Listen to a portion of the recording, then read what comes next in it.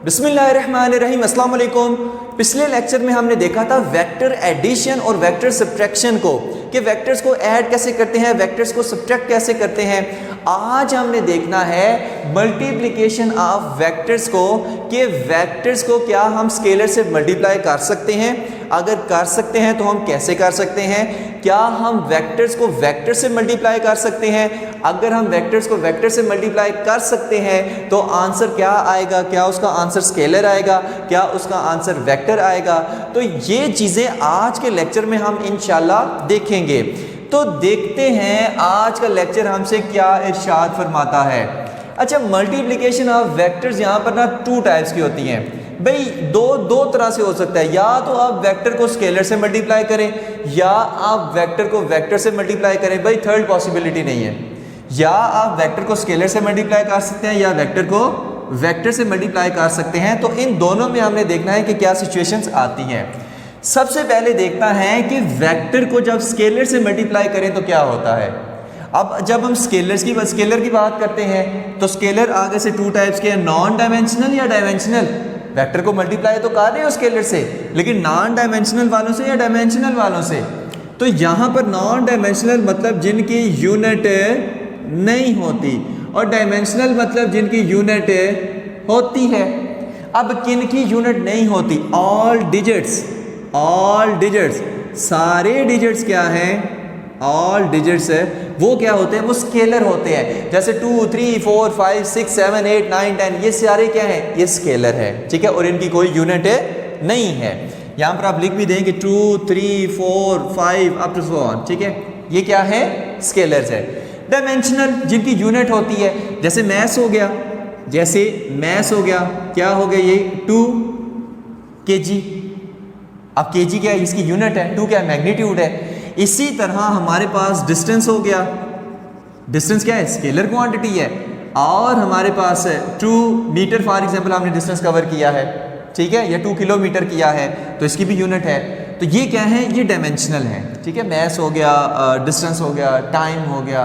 तो ये dimensional scalars हैं जिनकी यूनिट होती है, जबकि डिजिट्स ये नॉन डायमेंशनल है जिनकी यूनिट नहीं होती। तो अब हम पहले देखेंगे कि वेक्टर्स को जब इनसे मल्टीप्लाई करें तो क्या होता है, क्योंकि ये स्केलर है। वेक्टर्स को जब इनसे मल्टीप्लाई करें तो क्या होता है, क्योंकि ये भी क्या है, स्केलर है। तो पहले हम इसका देखते हैं कि जब हम वेक्टर्स को मल्टीप्लाई करें n से, मतलब n क्या है, कोई भी नंबर है जो क्या है, स्केलर है। अब नंबर पॉजिटिव भी हो सकता है, नंबर नेगेटिव भी हो सकता है। तो पहले हम मल्टीप्लाई करते हैं किसी पॉजिटिव नंबर से, यानी कि इसमें हम क्या कर रहे हैं कि वेक्टर को मल्टीप्लाई कर रहे हैं किसी पॉजिटिव नंबर से। जैसे वेक्टर को 1 से मल्टीप्लाई कर दो, 2 से कर दो, 3 से कर दो, 4 से कर दो, तो क्या आता है भाई, वो चीज़ देखते हैं। देखिए हमारे पास फॉर एग्जांपल एक वेक्टर है, ये वेक्टर है, और कौन सा वेक्टर है, ए वेक्टर है, ओरिजिनल वेक्टर। अब इसको मैं फॉर एग्जांपल मल्टीप्लाई कर रहा हूँ 2 के साथ। मैं इसको किससे मल्टीप्लाई कर रहा हूँ, 2 के साथ मल्टीप्लाई कर रहा हूँ। तो ये वेक्टर हमारे पास कुछ ऐसा आएगा, ठीक है, 2a, ठीक है। यानी यहाँ से हमें क्या पता चला कि अगर मैं इस वेक्टर को 2 से मल्टीप्लाई करूँ तो हमारे पास जो न्यू वेक्टर आएगा उसका मैग्नीट्यूड डबल होगा इससे। यानी इसका जो हमारे पास मैग्नीट्यूड है, अगर मैं इसको 2 से मल्टीप्लाई करूँ तो इसका जो मैग्नीट्यूड है वो डबल हो जाएगा। क्यों, लेंथ ऑफ वेक्टर क्या बताती है, मैग्नीट्यूड को बताती है, तो मैग्नीट्यूड 2 टाइम्स हो जाएगा।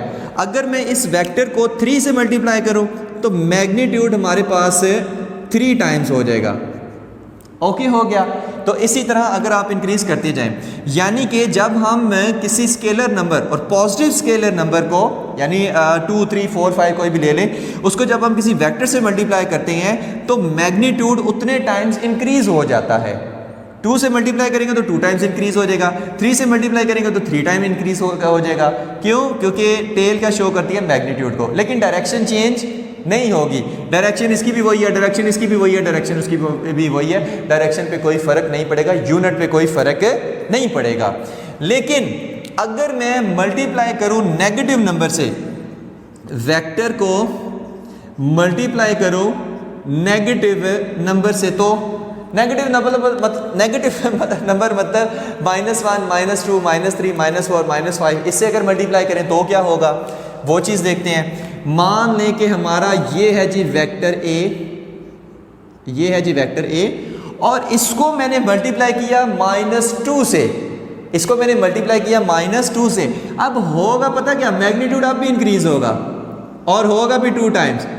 फर्क क्या पड़ेगा, फर्क क्या पड़ेगा, फर्क ये पड़ा डायरेक्शन रिवर्स हो गई है। अब भी हमारे पास जो मैग्नीट्यूड आया है वो कितना आया है, 2 टाइम्स ही आया है। मतलब पहले हमारे पास वेक्टर की लेंथ इतनी थी, अब इतनी डबल हो गई है। तो मैग्नीट्यूड ये हमारे पास 2, ये हमारे पास जो 2 है, ये हमें क्या बता रहा है कि जो हमारे पास मैग्नीट्यूड है वो डबल हो गया है।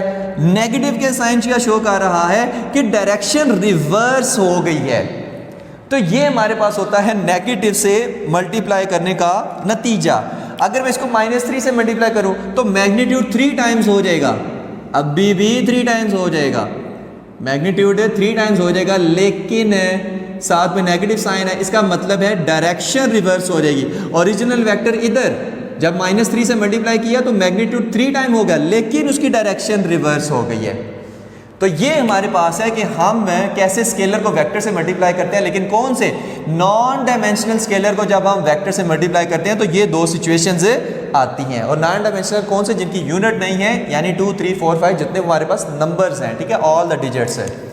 नेक्स्ट हमारे पास आता है कि अगर हम स्केलर को वेक्टर से मल्टीप्लाई करें, लेकिन कौन से स्केलर, डायमेंशनल जो हमारे पास स्केलर है उनको अगर वेक्टर से मल्टीप्लाई करें तो क्या होगा। अब डायमेंशनल कौन से है, मैथ हो गया, डिस्टेंस हो गया। पहले इस मैथ का हम देख लेते हैं, ठीक है, मैथ का देखते हैं। अब मैथ क्या है, स्केलर है, ठीक है। अगर मैं इसको मल्टीप्लाई करूं वेलोसिटी के साथ, वेलोसिटी के, अब वेलोसिटी क्या है, वेक्टर है, वेलोसिटी क्या है, वेक्टर है। यहां पर अगर आप देखें तो mass m into velocity vector, ऊपर वेक्टर मैंने डाल दिया है। यहां पर देखिए मैस क्या है, स्केलर है, डायमेंशनल स्केलर है, यूनिट होगी इसकी, और स्केलर को मैं मल्टीप्लाई कर रहा हूं वेक्टर के साथ। यहां पर वेक्टर अब मैंने क्या लिया, v वेलोसिटी, तो mv किसके इक्वल होता है भाई, ये तो मोमेंटम के इक्वल होता है, ये तो मोमेंटम के इक्वल होता है। तो इसमें हमने क्या किया, हमने इसमें एक स्केलर को मल्टीप्लाई किया वेक्टर के साथ। इसी तरह एक और देखते हैं, फोर्स, भाई फेमस फार्मूला कितनी दफ़ा आप पढ़ चुके हैं। यहाँ पर मैस इनटू एक्सेलरेशन, फोर्स क्या है, vector quantity, mass scalar acceleration यहाँ पर वेक्टर क्वांटिटी, फिर से स्केलर को वेक्टर से मल्टीप्लाई किया तो आंसर क्या आया, वेक्टर आया। ओके हो गया। तो ये हमारे पास कुछ एग्जाम्पल्स हैं कि हम यहाँ पर स्केलर को वेक्टर से डायमेंशनली, यहाँ पर क्या है जिसकी यूनिट होती है इसको हम वेक्टर से मल्टीप्लाई, नॉन डायमेंशनल को वेक्टर से मल्टीप्लाई किया तो ये चीज़ आई, ठीक है। स्केलर 2 टाइप्स के होते हैं, डायमेंशनल और नॉन डायमेंशनल, और दोनों को हमने अलग अलग वेक्टर से मल्टीप्लाई करके देख लिया है कि किस तरह की सिचुएशंस आती है। ओके हो गया। नेक्स्ट हमारे पास आता है कि अगर हम वेक्टर को वेक्टर से मल्टीप्लाई करें तो क्या होगा, ठीक है। इन चाहिए कि वेक्टर को स्केलर से मल्टीप्लाई कर सकते हैं, वेक्टर को वेक्टर से मल्टीप्लाई कर सकते हैं, ठीक है। अब वेक्टर को वैसे तो ये हमारा नेक्स्ट टॉपिक है, वेक्टर को वेक्टर से मल्टीप्लाई करें तो बहरहाल इसका हल्का सा इंट्रोडक्शन, वेक्टर को वेक्टर से मल्टीप्लाई करें तो आंसर वेक्टर भी आ सकता है, और अगर वेक्टर को वेक्टर से मल्टीप्लाई करें तो आंसर स्केलर भी होता है, ठीक है। अगर वेक्टर को वेक्टर से मल्टीप्लाई करें आंसर वेक्टर आए तो वेक्टर प्रोडक्ट कहते हैं, वेक्टर को वेक्टर से मल्टीप्लाई करें आंसर स्केलर आए तो उसको हम स्केलर प्रोडक्ट कहते हैं, जो हमारे नेक्स्ट लॉन्ग क्वेश्चंस हैं जो काफ़ी दफ़ा फाइनल एग्जाम्स में आ चुके हैं। अगर हम इसकी एग्जाम्पल कोई भी हम देखें कि भाई किस तरह से, तो वो हमारे पास टार्क क्या है, वेक्टर क्वांटिटी है, आर वेक्टर पोजीशन वेक्टर, जिसे मूवमेंट ऑफ हम लेते हैं ना उसमें, इनटू आर क्रॉस एफ, ठीक है। वेक्टर को वेक्टर से मल्टीप्लाई किया, आंसर क्या आया, वेक्टर आया। इसकी एग्जांपल क्या होगी, वर्क का formula F dot D, displacement force, vector को वेक्टर से मल्टीप्लाई किया तो वर्क आया, और वर्क क्या है, एक स्केलर क्वांटिटी है, ठीक है ना। तो ये इनकी एग्जांपल्स हैं, इनको फिलहाल यहीं तक याद रखें क्योंकि ये आगे एक लॉन्ग क्वेश्चंस है वो आगे हमारे आ रही है। तो ये था हमारे पास आज का topic, multiplication of vectors. Hopes हो कि ये सारा आपको समझ आ गया होगा। Thank you very much. Allah हाफिज़।